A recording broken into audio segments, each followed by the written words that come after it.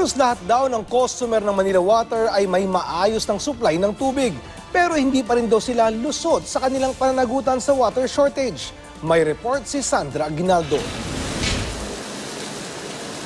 Hawak na ng MWSS Board of Trustees ang rekomendasyon ng MWSS Regulatory Office kaugnay sa maaring pananagutan ng Manila Water sa naganap na water shortage. Pinag-aralan kasi ng MWSS RO kung meron bang violation sa kontrata ang Manila Water at kung papatawan ba ito ng penalties. Noong Lunes, nagsumite na rin ng paliwanag ang Manila Water sa nangyari.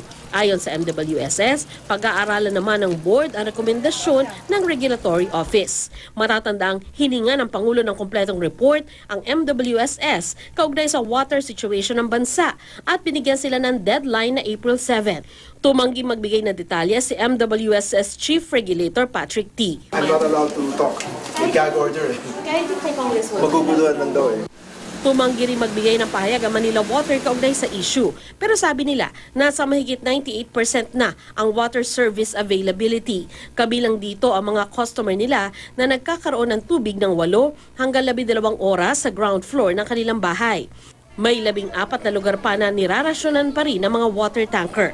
Ayon sa Manila Water, lumiit na ang kanilang kakulangan sa tubig sa 80.76 million liters per day.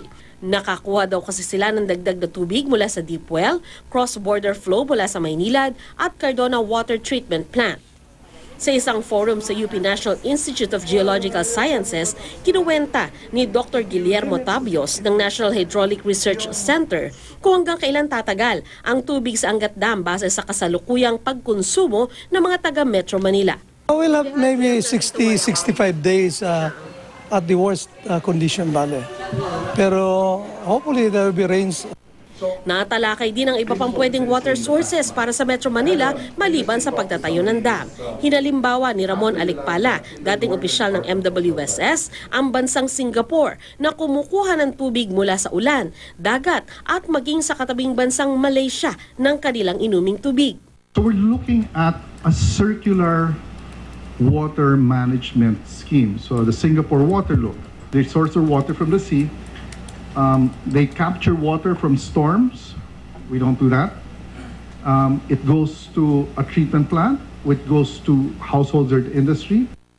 Nabanggit din ni Dr. Patricia Sanchez ng UP Los Baños ang Pampanga River Basin bilang posibleng source ng tubig. Magagamit daw ito lalo't malaki ang development na ginagawa sa Clarkfield, Pampanga na magpapataas sa demand ng tubig doon. Sandra Aguinaldo, GMA News.